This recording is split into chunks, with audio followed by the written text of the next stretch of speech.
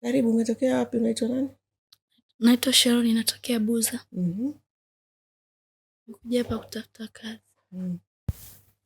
Unatusikia wapi? Toko. Vipi viwango vyetu unavijua vya utendaji wa kazi?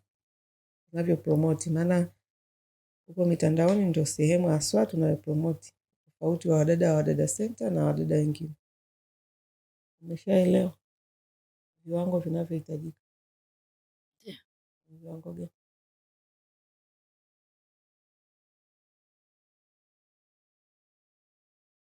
Viwango gani? Sharon, unasema umetuona TikTok. Au ukituona ukusikiliza wewe umekimbia. Mimi nilichukua tu namba nikapiga. Nilichukua tu namba kwa sababu umesikia kuna 1,500,000, 300,000, 500,000. Lakini hujafuatilia kwamba hao wana vigezo gani, wanasimamia nini, wanasimamia maadili gani, wanahamasisha nini. Hayo wewe ukitaka kujua. Sasa hayo ambayo ukitaka kujua, hayo ndio anaweza kukupa hiyo hela uliyoisikia au uliyoitaka kuikimbilia. Sababu mtu ambaye amesema ameniona mtandaoni, natarajia anajua kazi zetu. Na huwa sipendi mtu ambaye amesikia tu kwa mbali. Kazi za ndani ndio zinafanyikaje? Kuna wadada huko nje wanalipwa 20,000 na wao wanafanya kazi za ndani. Kwa nini sisi hapa watu wanalipwa zaidi? Kwa nini wanalipwa hela nyingi?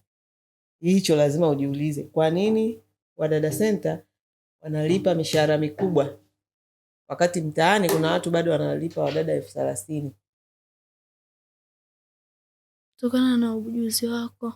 Ujuzi? Ujuzi gani? Wa kazi. Haya, tuambie ujuzi wako ni upi? Naweza kufanya kazi lakini nimekuja kujifunza zaidi.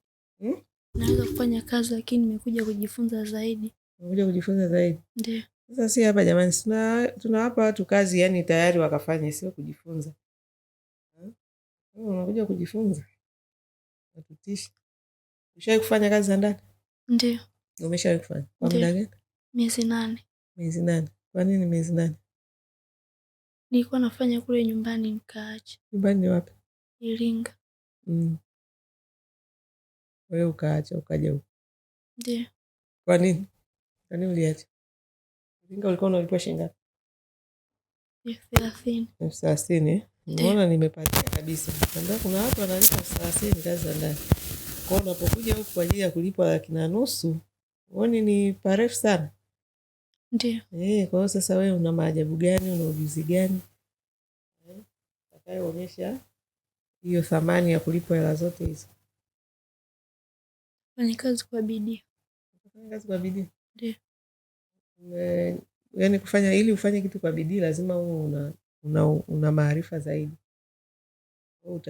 Utawezaje kufanya kwa bidii? Level yako ni ile ile uliotoka nayo kwa 30,000. Nimekuja kujifunza ambavyo sivijui zaidi. Ndio umekuja kujifunza? Kazi. Sasa watu wanaotaka kujifunza.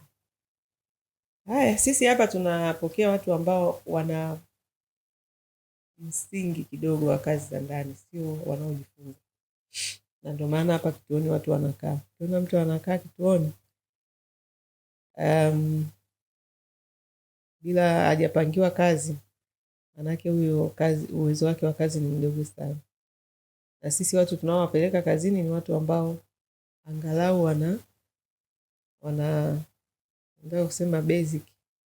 Yaani kazi za ndani wanazijua kwa kiwango cha kuridhisha ya kulipa 1,500,000. Maana kuna mwingine anakuja hapa ukimwangalia ni wale wa kulipa labda 50,000.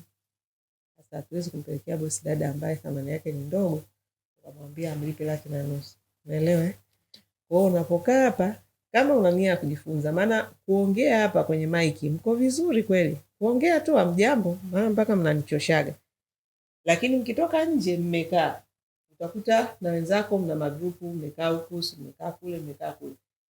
Kuna watu wanapika wala hujishughulishi kwenda kusogea upike. Wakati wa session zingine zinafanyika wala usogei kutaka kujua.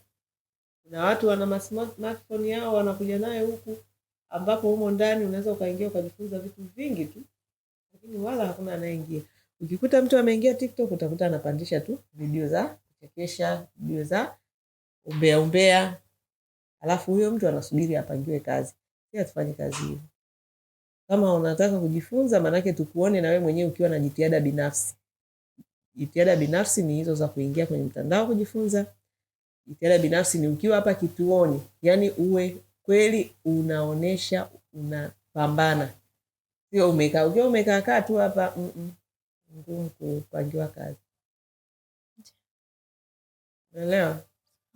Haya.